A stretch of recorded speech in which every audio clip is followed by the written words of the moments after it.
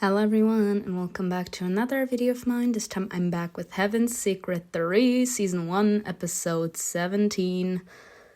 I am scared. I have no idea which MC we're gonna get because from what I can tell, we had the Dark Queen 2 times in a row. So I have no idea which character we're gonna get. I just want to see my man. I don't care if it's CAIN at this point or Malbonte. I just want to see one of these bitches on my screen.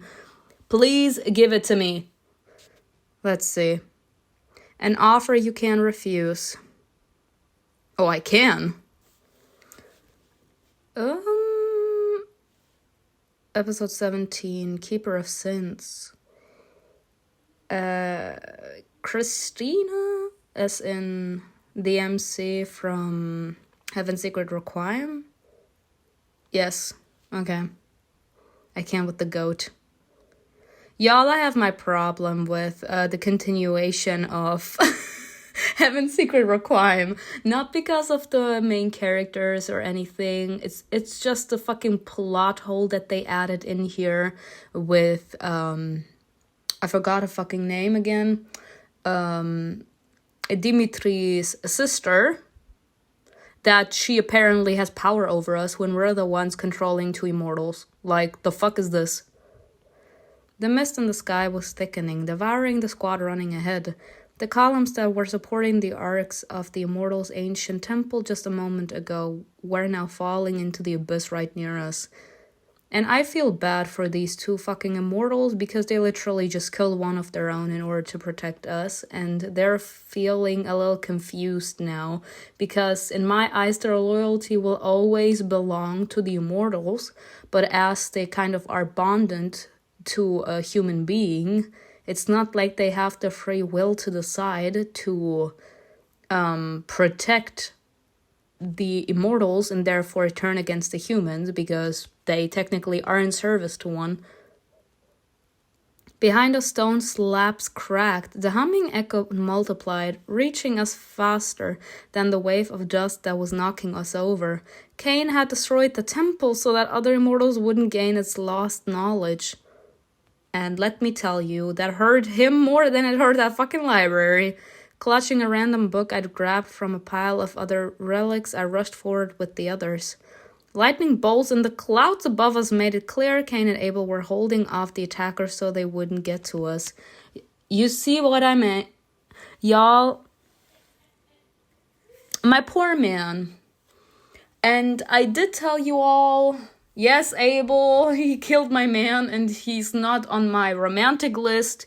But I feel like I need to claim him due to the fact that we are controlling him, you know? And I kind of feel bad in general because of the situation that they found themselves in. They were hoping that after fucking Ball dies, that they would finally be free in order to choose their own path. And now they're literally bonded to us. If we call them, they have no fucking way to refuse. They will come. Jan and Dimitri were running behind everyone else, carrying the body of the immortal who died in the dungeon. Why the fuck are we... Ugh. Don't you tell me. I remember. They want to give that fucking thing to that bitch so that she can activate that fucking portal again, right? We can't leave him here. We need a god's particle.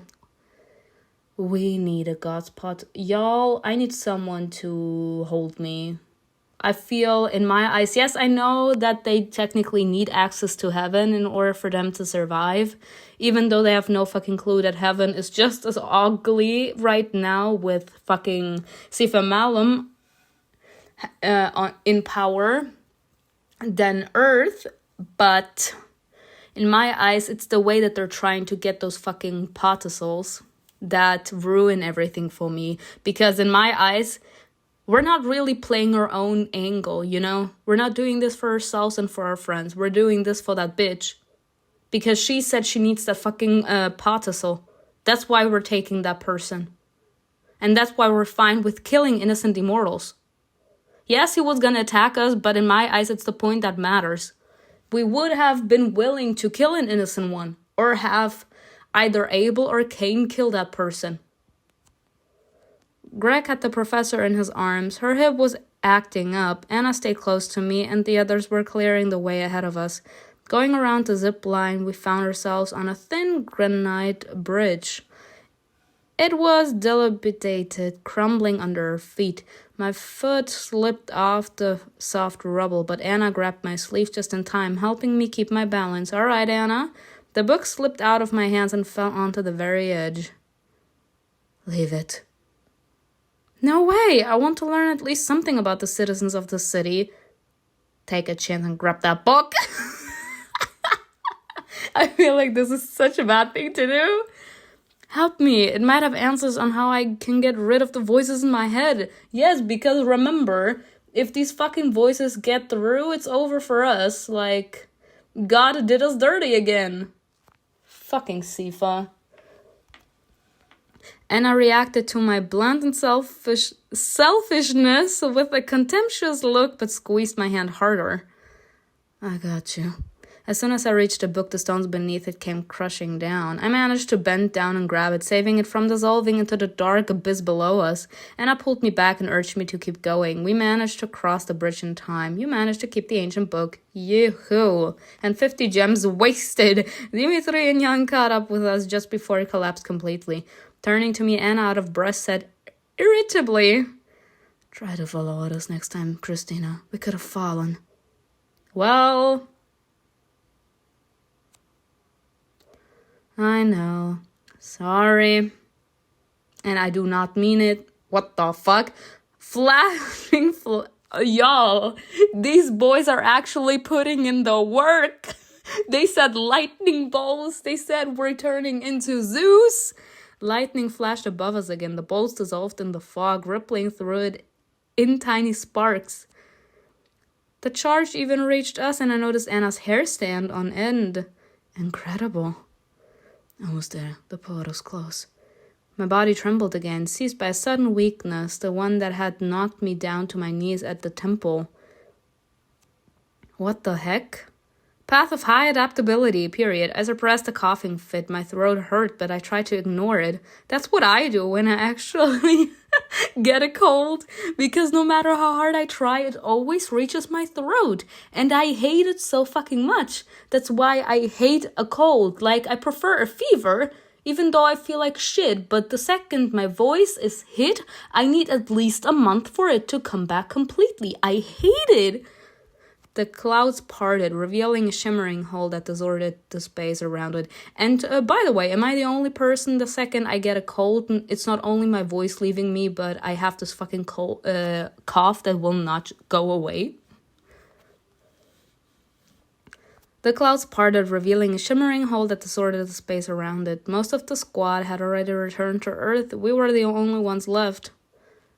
Hurry, go. I'm not leaving without my man.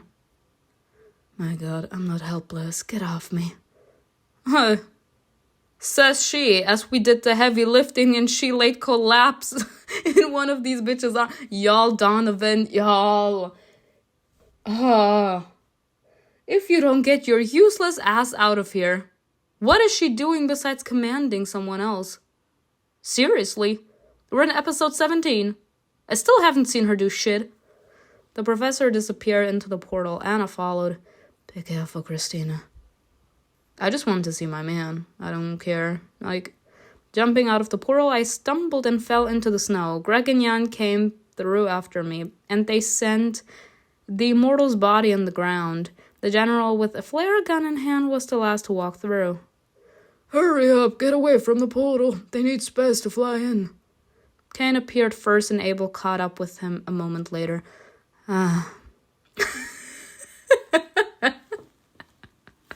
Now I can breathe again. We can continue. Folding their wings to make sure they wouldn't get cut off, they tumbled through snow, crushing into the drifts. The stone. Huh? Donovan pulled out the god's potacle. The space was no longer distorted, and the pursuers couldn't reach us anymore. The remaining wires got cut off. The blizzard howled in the silence. Shivering from the cold wind, I wrapped myself in my scarf. The angels rose to their feet. Both looked depressed. Their home, full of memories, no longer existed in heaven. Yeah.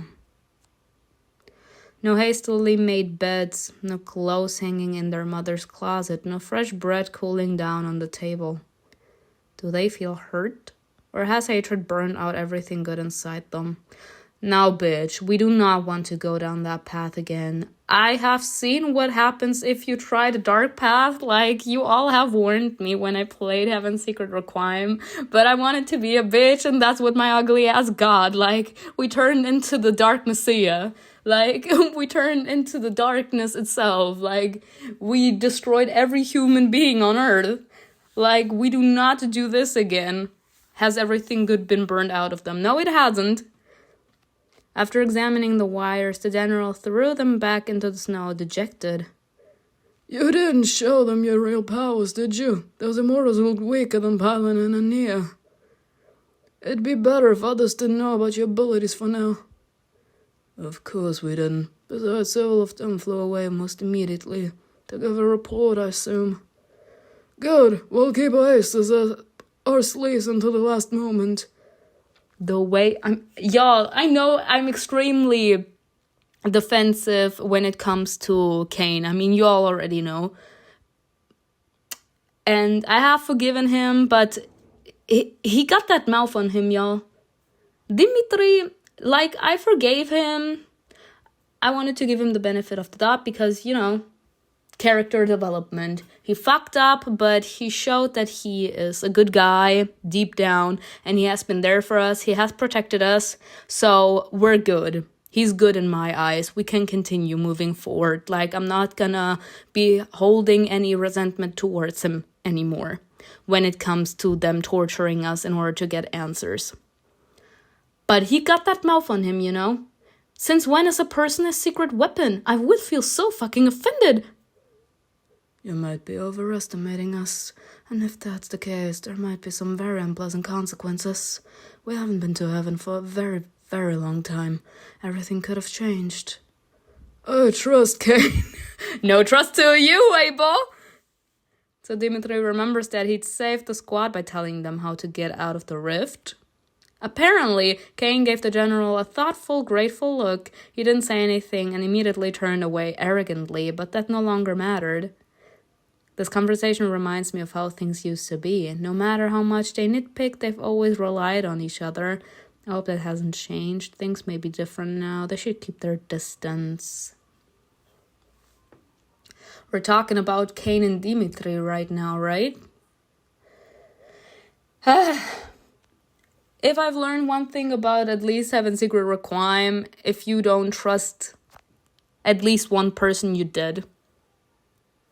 And as much as he actually is viewing CAIN mostly as an asset to their cause, he does seem to actually trust him as a person and seems to have faith in him and his judgment. So I hope that hasn't changed. I'd like to see us all united again. Your relationship with the squad has improved. Whatever you say, ma'am. As long as Donovan is not part of that squad, it's fine by me. Sorry to interrupt you heart-to-heart, but we have no time to waste. The cables have been cut, and the generators in the city will only last for a couple more days.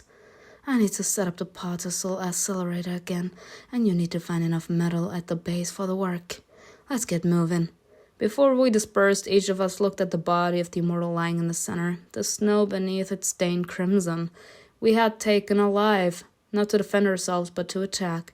We encroached on a blessing, a god's particle. Even though it wasn't ours, we'd need more soon. Yep. The line between our will to live and our humanity had been erased, or perhaps for us, it had blurred long ago. And it's worse in my eyes that we're asking someone else to actually do that evil. It's not like them actually personally killing an immortal. We always ask Abel or CAIN to kill the person. A couple of days later. Okay. Another fucking assembly? Oh, you can fuck off. The power comes from within us. We create our destiny. My voice carried through the cathedral, its echo winding between the pews, delivering the words from the book to every parishioners. I'm so done. The room smelled of incense and smoke of the extinguished candles, and frost patterns glittered on the stained glass windows.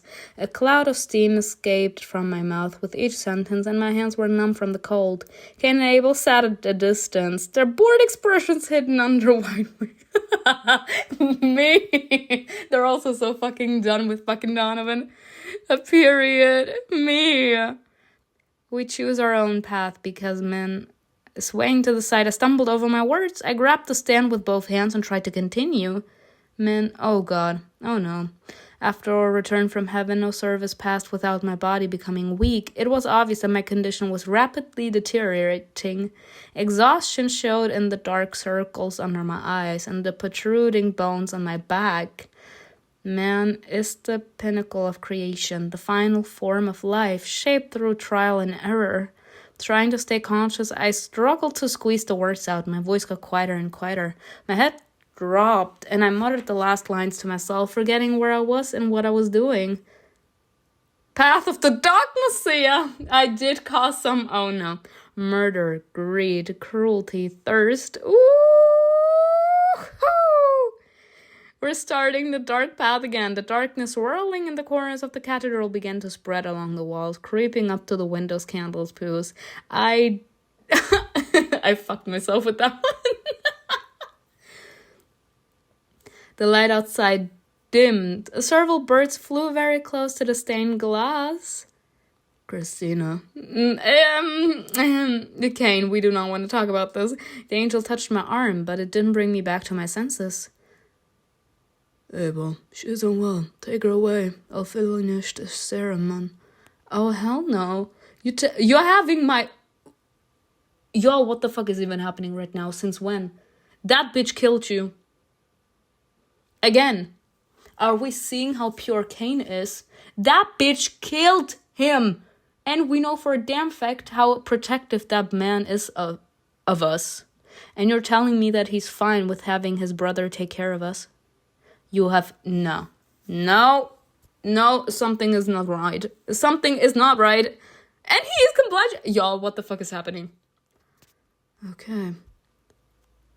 CAIN took my place, straightening up, and continued my speech. He must have been hearing that speech so many times.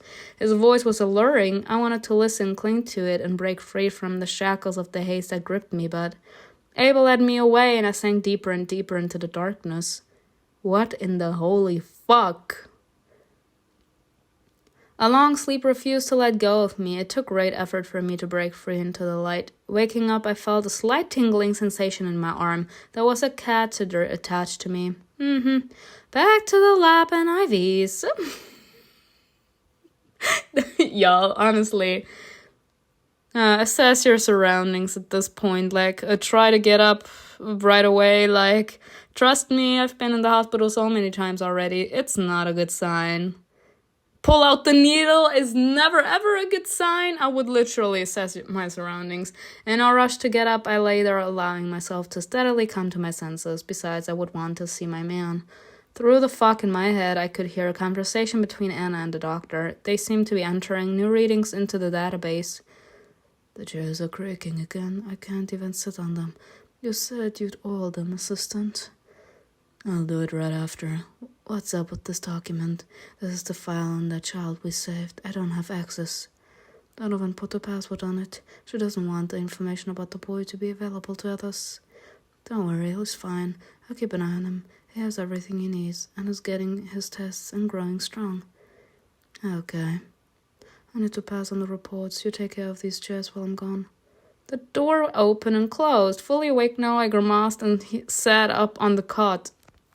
Someone had thoughtfully covered me with a blanket. I suspected it was... Anna? Oh, you're finally awake. Feeling any better? She rolled to me across the room on her office chair. Yes, I think so. At least the headache's gone now. Stay here for a few more minutes. Let the IV finish. I need to take care of something. As Anna looked under the chair and filled with it, I noticed a book on the nearby bedside table, the one I'd taken from the ancient Temple of the Immortals. All right, since she's busy anyway. Aboard, I opened it and flipped through the pages. The sound of Anna's shuffling and measured beeping of the devices was soothing. So it's in Old Angelic? Some symbols don't look familiar. Maybe they were only used by the people of Atlantis? It was isolated for a long time, after all. Engrossed in my reading, I searched the text for reference to relics, rituals, anything that could rid me of the absorption of sins and save me. Having found a section on medicine, I skimmed through the paragraphs until I stumbled upon an interesting sentence. The firstborns have the special ability to heal. All of them were said to wield it, restoring eternal tissues and organs, working with consciousness, relieving others of fierce and incurable disease. Interesting. Could they help me? Not just with the sins. Perhaps they could remove Donovan's plate? I am trying to understand what that plate exactly does, you know? Like, that plate is just supposed to help us not delve back into our subconsciousness, but it's a temporary solution. And in her eyes, the more people we get on her side, the less we will feel pain, because the darkness is what's causing those headaches. How do we get that away, you know? I'm all done. And so's your IV, it seems. My hands are dirty, so take out the needle yourself. But be careful.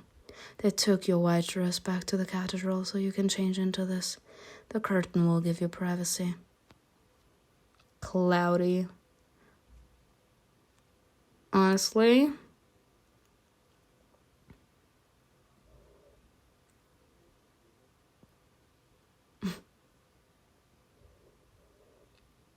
like they be out here. When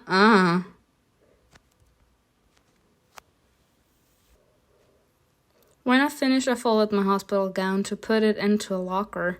Sitting on the edge of the table, Anna crossed her arms over her chest and looked at me thoughtfully. So the more you interact with new parishioners wishing to be cleansed, the worse you feel because of the amount of sins you've absorbed. Did Donovan tell you everything? Yes, and by the way, it's kind of hurtful you didn't. I'm your doctor, after all. I wasn't intentionally hiding it. I was just having a hard time understanding what exactly was happening to me. Taking in people's dark will? It all sounds too figurative. Donovan agreed to reduce the number of services to make it easier on you. It's not a solution to the problem, but, well, knowing her stubbornness, it's at least something. Yeah, it's something, all right. But she's not really doing this for us. She's more doing it for herself, because we're the only solution to her fucking problem, because she wants to have all these people at her heels, and the only person that can get new people on our side is us. So, if we fall ill and we can't do that anymore, therefore also command those fucking immortals, she's the one losing at the end of the day. So she still wants her plan to move along, so it's not like she's actually telling us not to go to any of these fucking assemblies anymore, but she's cutting it. Hearing a knock, we turned to the door and saw Dimitri walk into the lab. There were a bunch of fresh scrapes on his hands and face. Oh my goodness gracious, the fuck? Dimitri?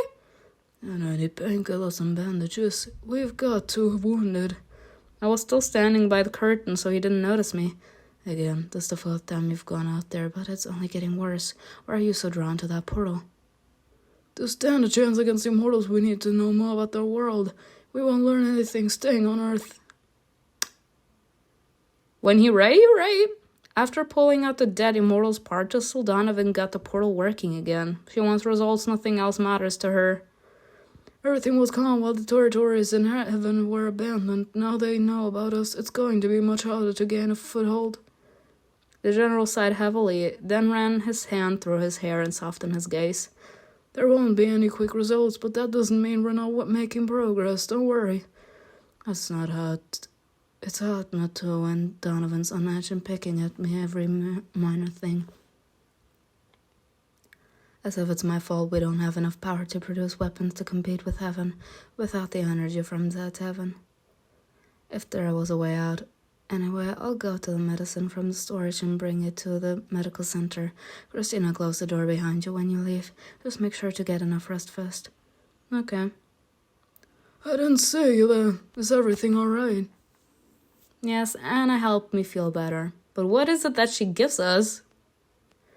Is solely separating us from these people that need to be cleansed the reason that we can finally breathe?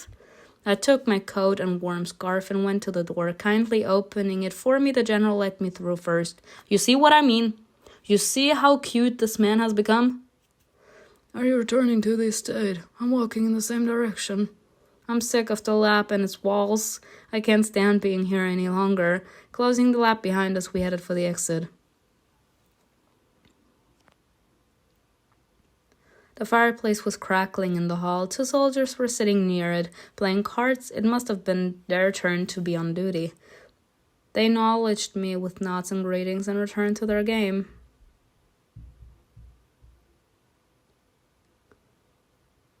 Up in my room, I passed time doing small chores I'd been putting off. Putting away clean laundry, airing out the room, taking the books I no longer needed to the library.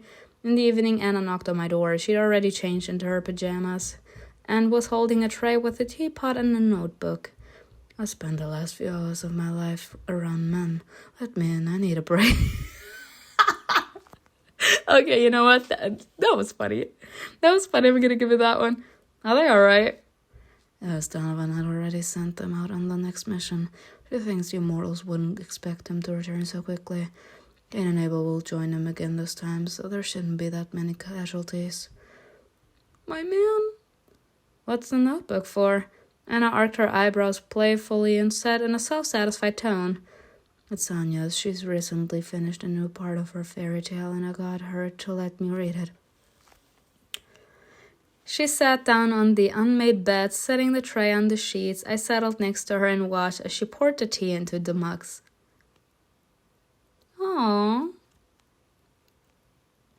A fairy tale? Frosty wind hit the window. The shutters rattled, and I threw a blanket over my shoulders. Anna took her hot mug, warming her hands on it. It's about a young lady's adventures. I wonder who she'll end up with. What do you think? These are the main characters. Oh, no. Oh, cute.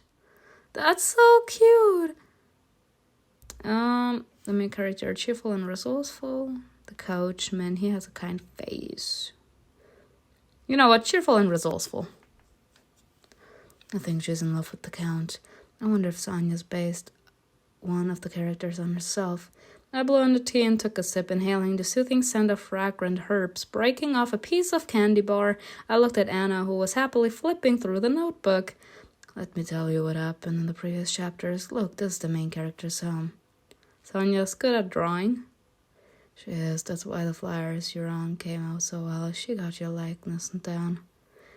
Sitting closer, I glanced at the illustrations. I used to spend whole days absorbed in books, but it wasn't easy to find light reading here in Siberia. The characters' funny expressions brought me back home to North Carolina. Looking out the window, I could so clearly see skyscrapers with twinkling lights on the roofs. I could hear the murmur of the TV in the living room, the kettle sounding in the kitchen. Thinking about the past again. Yeah, how did you know? I look like a sad seal. I jokingly pushed Anna to the very edge of the bed and snatched the notebook from her hands. Be careful with it. There are a lot of people in line to read it after me. It's that popular? Half the city's reading it, if not all of it. There isn't much else to talk about these days, and this is something interesting at least.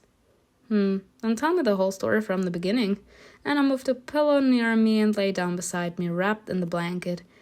Her telling of the plot was slow and thoughtful. My eyes soon started to close from feeling so warm and full. Our conversation mellowed out as we nodded off.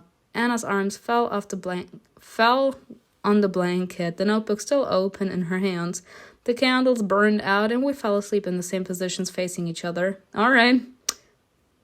Late at night. Let's not have CAIN witness this. CAIN winced in her sleep. She woke up from a strange sensation as if a growing puddle was touching her face. What? She opened her eyes. It was dark with only a thin strip of moonlight crossing the bed and dividing it into two. On the pillow right next to her was Christina. Huh? Oh, God. Oh, no. Her eyes were wide open. She was staring at the ceiling and didn't seem to be breathing. Oh shit. Y'all, what the fuck is happening to us? I told you. A man should be there with us, you know? Anna's gaze slid over to the dark mess behind Christina's ear. The spot the plate was sewn into was torn and bleeding. Oh shit. Yeah, it's over.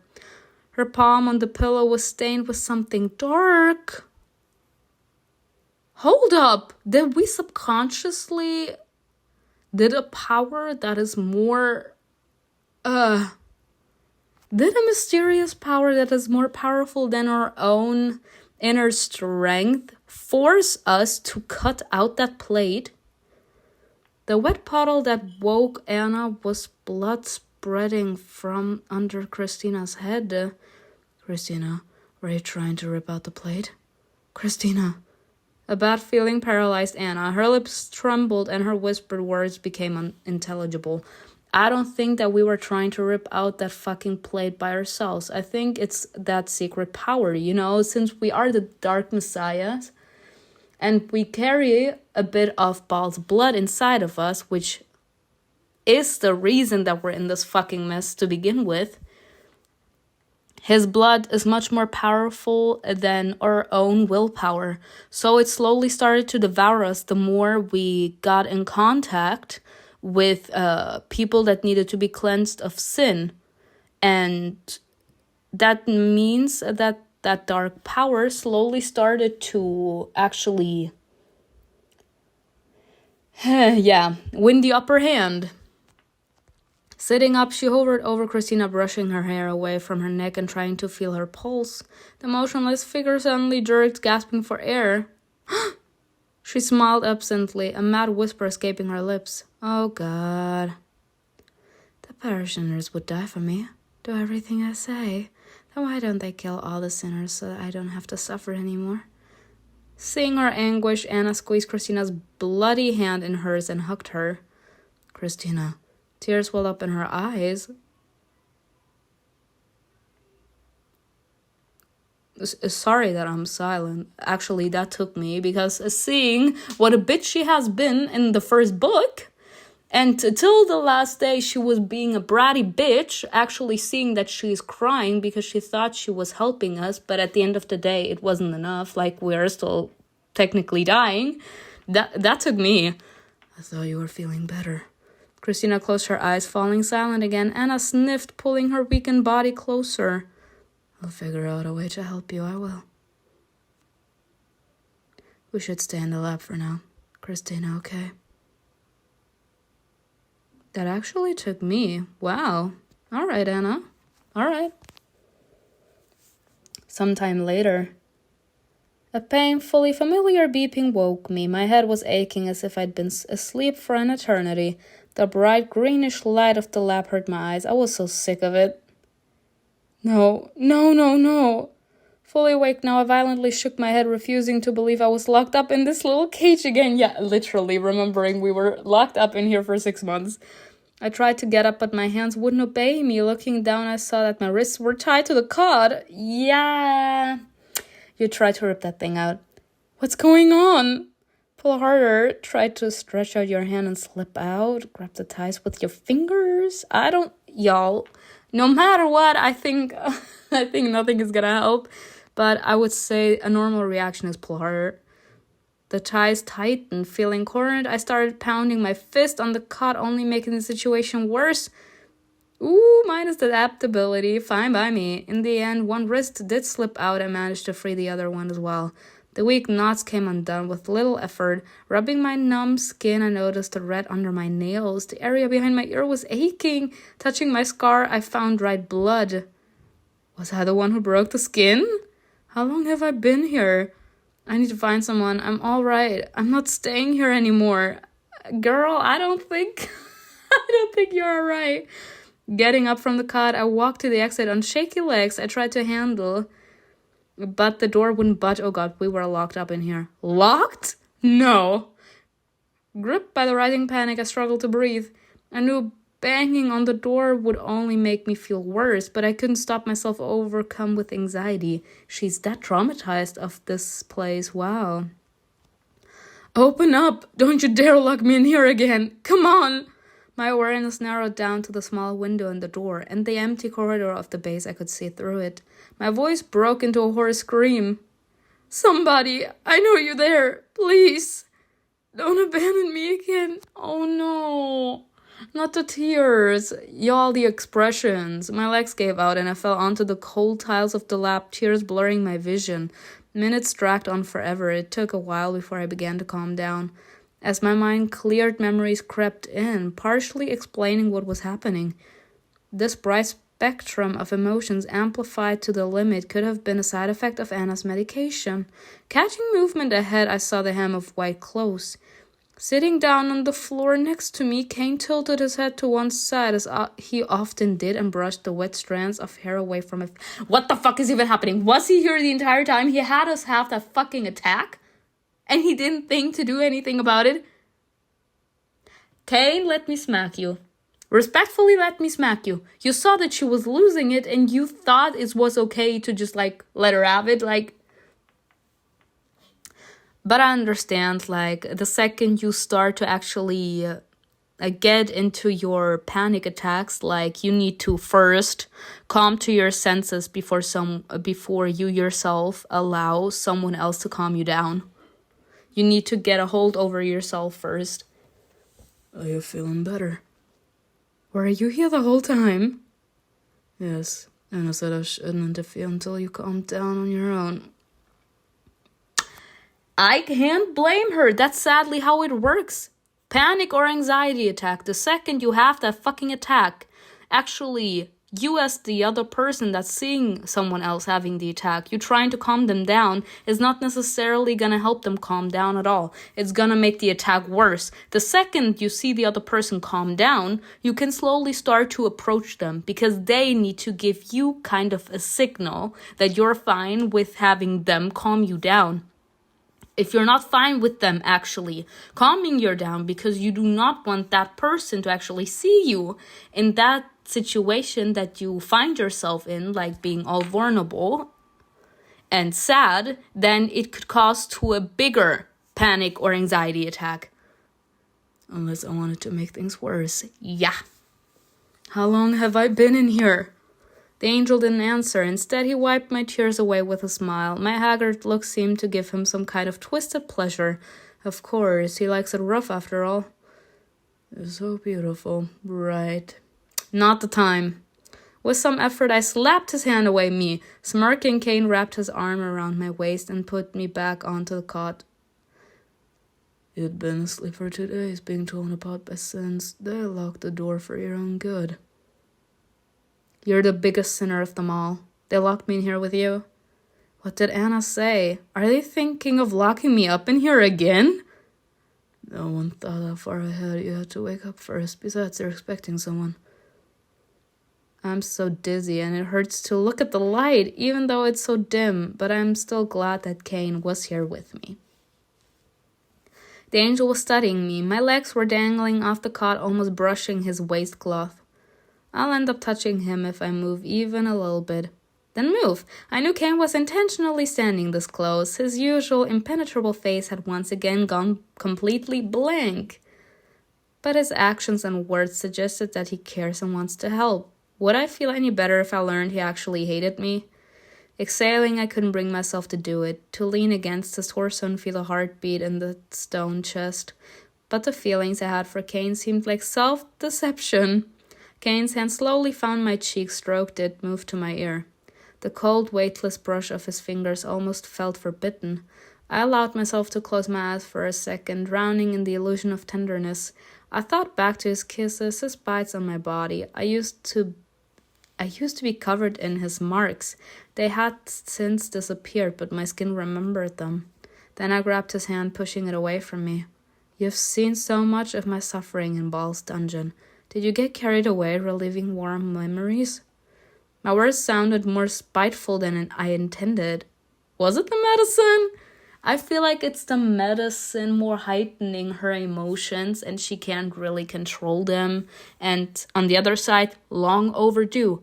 They always had small conversations, but never a real, heavy conversation. This has a long time coming. He never wanted to talk about Ball, and it literally took almost 2.5 seasons for him to actually talk about Ball. And not because of him himself, but because we slowly started to remember, and because Abel spilled the tea. Because he was connected to his brother. Do you enjoy seeing me pathetic and defenseless? Right, that's why I'd been sitting by your bedside this whole time and didn't want you to be alone. That's him whipping her. What, because of your own betrayal? You're now expecting the same from others, even where there's no trace of it. What do you mean? What betrayal? What did I do? He freed his hand to touch mine. Now that my fingers were in his, he was in control of the situation again. CAIN's gaze slid over my lips, swollen after the breakdown, and returned to my eyes. The angel was looking down at me while I was scared to drown in that depth. He was fighting himself just like I was, trying to stay more restrained than he wanted to be. But then again, did I really know what he wanted? I've never looked defenseless. It's that trait of yours, the unwillingness to submit to fate, that I like so much. I've always thought that if I suddenly wanted to give up, all I'd have to do was look at you. You'd keep fighting, and seeing that would give me strength. That's the most beautiful thing someone can say to you. That you're actually the reason that they keep on fighting. That you think about that when I was hanging on chains, mutilated both inside and out. Woo-hoo! But I keep on telling you, this conversation, a long time coming. She has been carrying that resentment for a long time. And he has been always trying to get away from the conversation as fast as he could. When Ball was breaking me down to the core to reshape me how he saw fit, I was never a fighter. I just wanted to live in peace. I don't possess the chivalrous valor and relentless sense of justice CAIN's talking about. I did everything I could to get him to let you go as soon as possible. You know, I couldn't resist the pact and the seal. He can't do that with you either. Right, isn't it ironic that your life ended up in my hands? Ooh, y'all, the relationship between our character and CAIN is like the most dramatic one, I feel. Like, they truly, in my eyes, they actually fit together really well. The problem when you think about our character and CAIN's is that both of them carry so much negativity inside of themselves. Both of them have been broken down, literally, to a point of it changing them for the worst. And they themselves are now no longer under fucking Ball's influence, yet they still feel that they are. They still feel that that man is pulling the strings. And that's making, in general, their lives so much more difficult because they just want to live in fucking peace. And they feel like, due to the trauma that Ball instilled inside of them, being forced to do something that they don't want, it left its mark to the point of there not being a way back. They're trapped. Was that something the demon himself arranged? They definitely wouldn't miss the opportunity to sow even more hatred before he disappeared.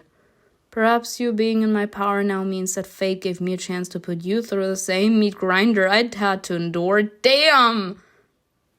After you've had your fill of payback, will you be able to look at me the way you used to? He's actually willing to let us have it, y'all.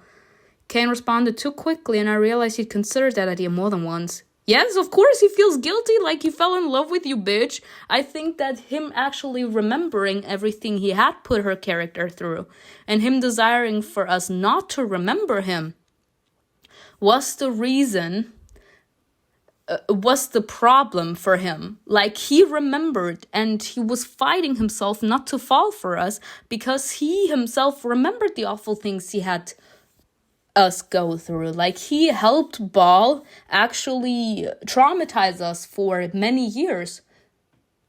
And him knowing that, yet still not having been able to actually resist temptation and falling for us, in my eyes, it hurt him more than it hurt our character. And the second we found out about the connection between Ball and CAIN, we felt the need to actually stay back. And he actually allowed us to have it because he knew that that was going to happen. And now he's even willing to have us actually traumatize him because in his eyes, it's fair. He helped Ball traumatize us. So in his eyes, he just wants us to look at him the exact same way that we did when we didn't know about his connection to Ball. That's all he wants. And ever since the third book started, or in other words, the second book for the storyline of Estrella's broken heart, Heaven's Secret Requiem, she hasn't been able to forgive CAIN.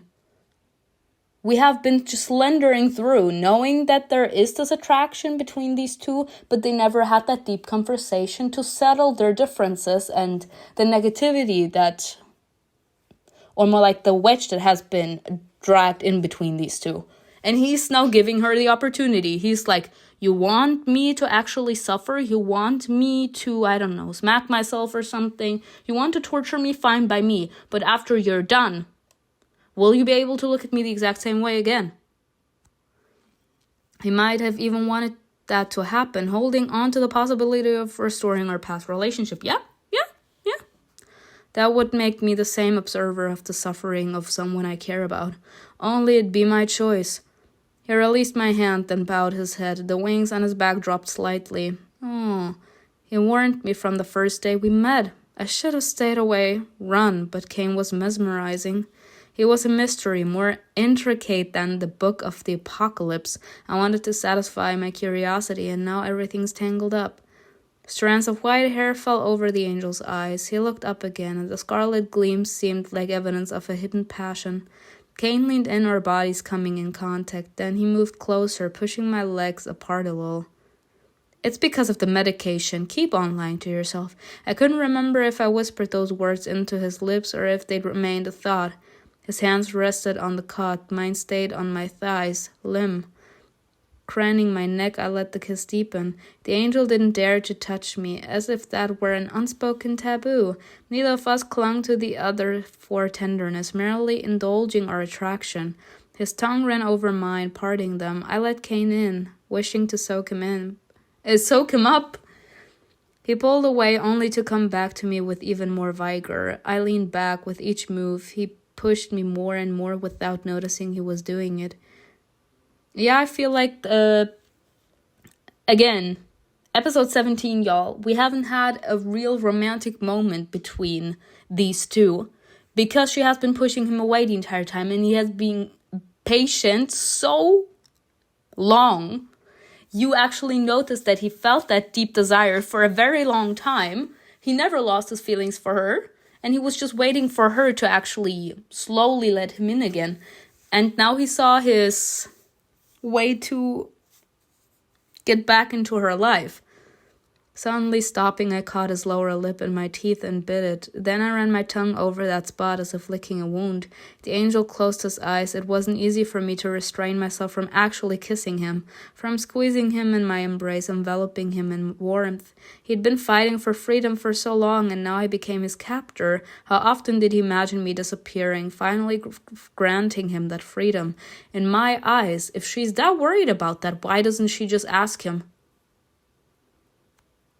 Why doesn't she just ask him?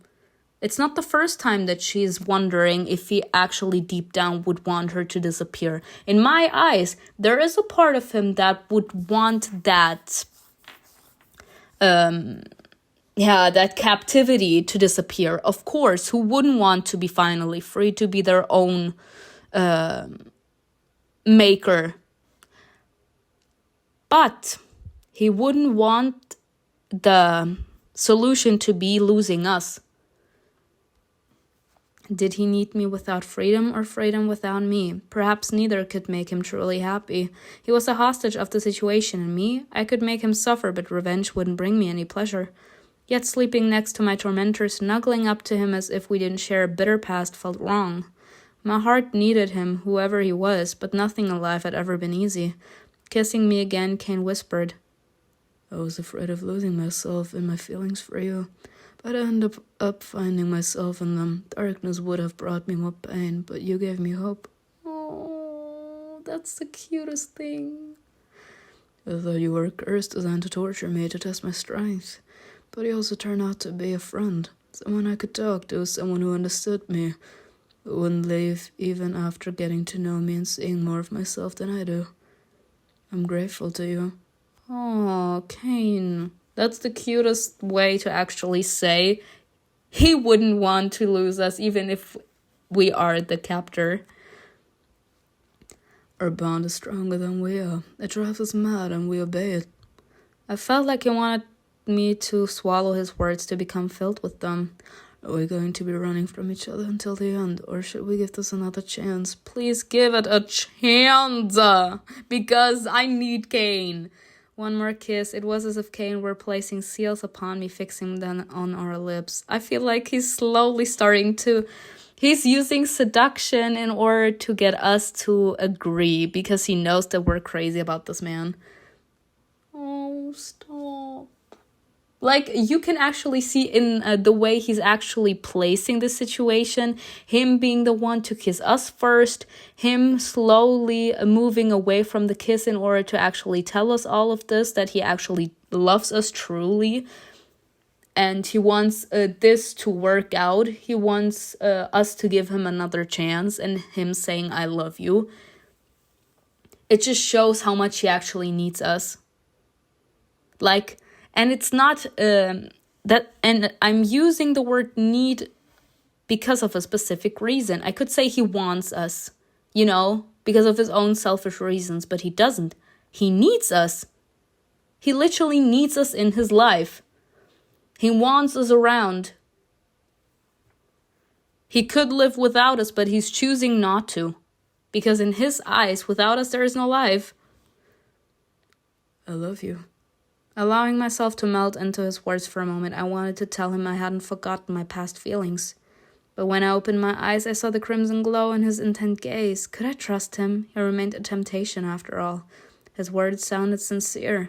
But what if he was saying them to lull my vigilance? Bitch, just go screw yourself at this point. Like, what is he supposed to do at this point? Everything depends on you.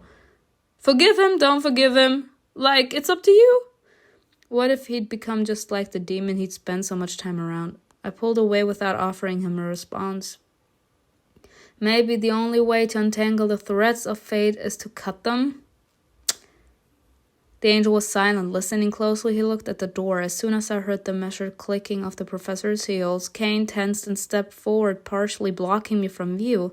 His behavior seemed strange. Some interesting guests you're having. Huh? The steps stopped at the door. The lock clicked and Donovan walked into the room. I see you awake. Following the professor, two figures emerged from the dark corridor. Huh?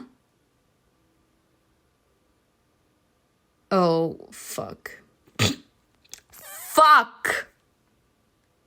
I did say I was gonna be screaming my lungs out if they're gonna start with the mix-up. Oh my god. In my eyes, it's the fact that Malik came. Oh no! Blessed is the night.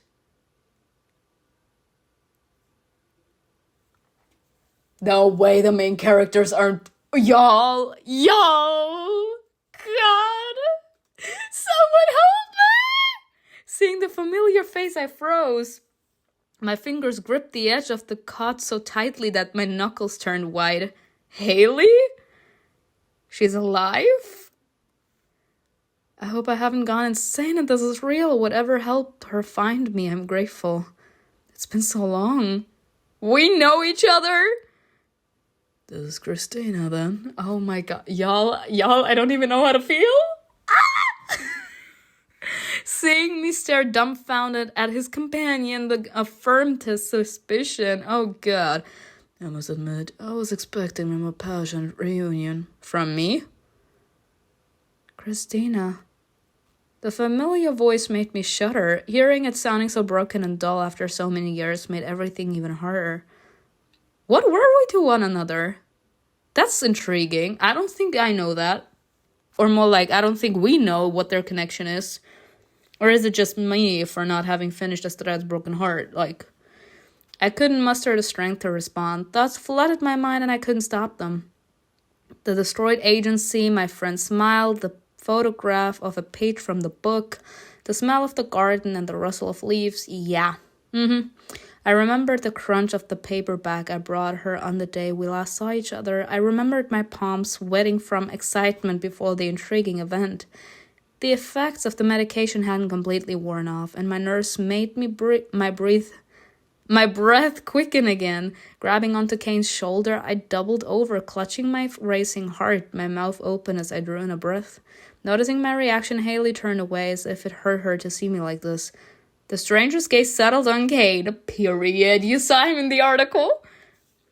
As unfortunate father deprived you of your freedom. You would know! You would know, bitch! I don't support his methods. Everyone should have a bright life. You say. Can you do something then? Donovan stood between the men, keeping her distance from both of them. She was quieter than usual, not leading the conversation, but listening and watching everyone.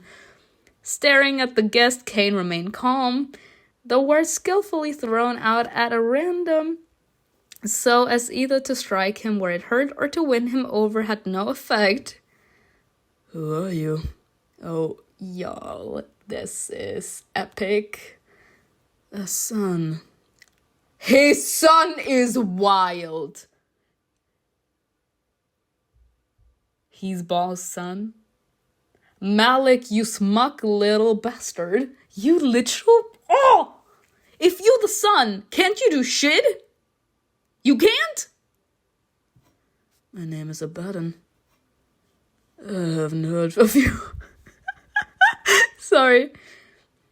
If you'd mention every one of his offspring, you'd have enough names to fill a small dictionary. Damn.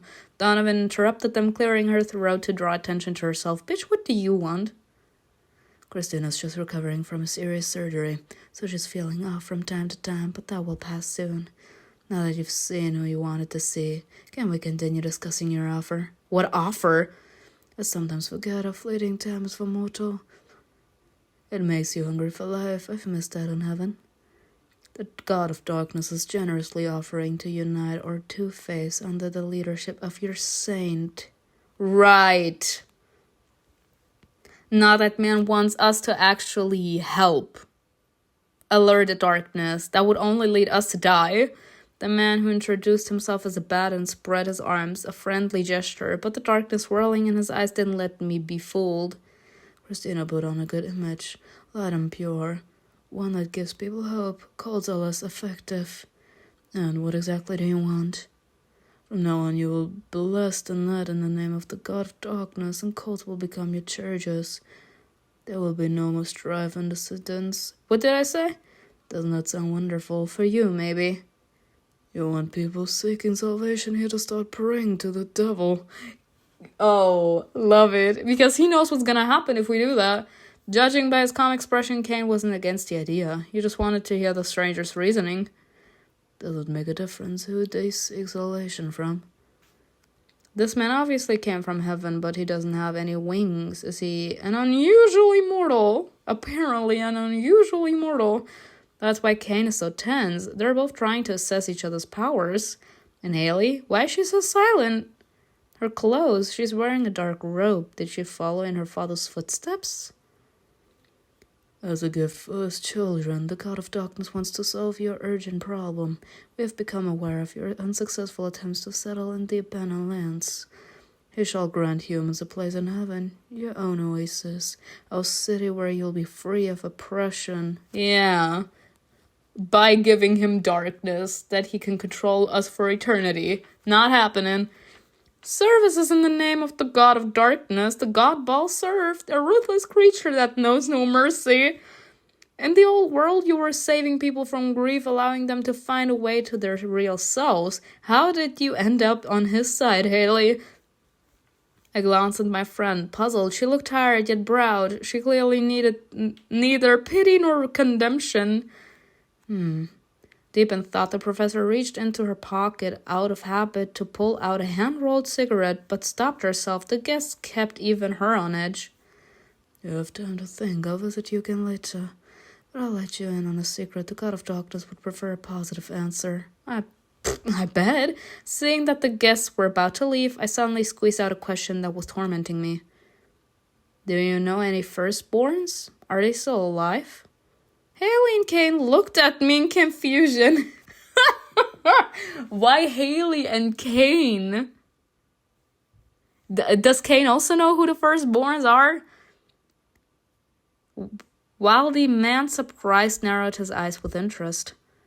They were until recently, but we eliminated all threats promptly. He could be lying, I knew that, but for some reason that was exactly the answer I expected to hear. The hope someone in heaven could help me disappeared. Perhaps the dark god himself could bestow kindness on me, but he didn't descend to mortals or hear prayers. I knew now he simply didn't care for that. Taking the last look around the lab, Abaddon glanced at his companion. We have to go, Haley. Should I give you some time to say goodbye?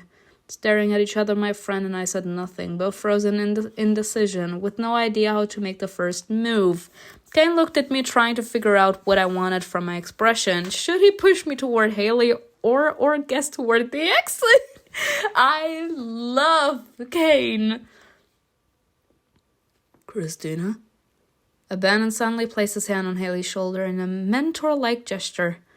Let's shake hands. We have many more fruitful meetings ahead of us. Hearing his words, Haley made a decision and stepped forward. I got to my feet that same moment, feeling CAIN's searching gaze. Both my friend and I breathed out and walked to the center of the room to stand in front of each other. Haley, I'm glad you're alive. The word alive seemed to have made her shudder. She's anything but alive, but thank you. Hello, Christina. Still wary, we reached out to each other. What is happening? As soon as our hands touched, my heart started pounding wildly and the laboratory began to blur. Oh, God. Huh? Against our will, our fingers intertwined, our palms pressing together as if drawn by a magnet. Oh, shit. Oh, fuck. Oh, fuck. Yeah, y'all.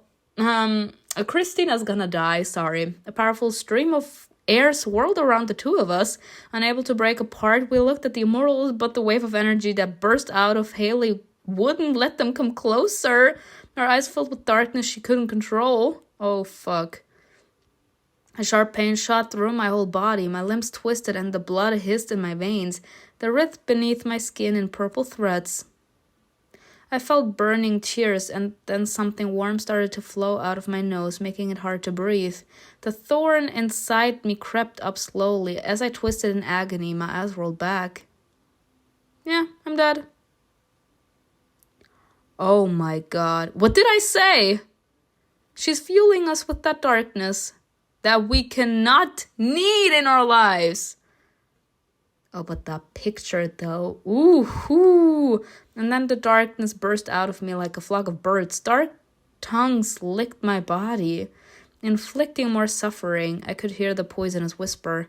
Haley's power lured the darkness out, and it answered the call, slipping beneath her skin. Barely able to process what was happening, I focused on her touch. It was keeping me conscious. Inside her, there was a hunger. It devoured what was hurting me, licking its lips and demanding more and more. Wait, hold the fucking phone. Haley is getting the darkness out of people. We absorb it and turn them into good people, like we cleanse people. She's the one inspiring darkness in people. Is she draining the darkness out of us? The darkness that we absorbed? A strange pleasure rippled within me at that thirst. The darkness that had accumulated inside me came out painfully. The thorn being torn out of me got stuck in my throat, but that rending torment also brought purification. It felt like a chill that had frozen all my insides and covered my inflamed flesh with frost. I thought that the death I'd once deceived had come to claim me, but Haley's grip weakened and our fingers parted. What in the holy fuck? She staggered, covering her mouth with her hand as if she was about to throw up. She leaned against the wall. CAIN came up to me right away, holding me by the waist. He kept me from falling. What was that? Worried, Donovan approached me. After checking my body's reactions, she called my name. but I could barely hear her. All my attention was fixed on one single sensation. Finally, there wasn't a single thought in my head, only blissful silence. Oh, wow. Oh my god, are we blind? Are we blind? I can't hear anyone anymore. The voices are gone. The professor looked up at the immortal, stunned. Are they really? You managed to rid her of the thoughts that were haunting her? You managed to rid her of sins. Ooh, and he mad about that. Yes, but only for now. Consider this small service as an advanced payment. Oh god. The way Malik is actually grinning his ass off, in my eyes, is some fucked up bullshit.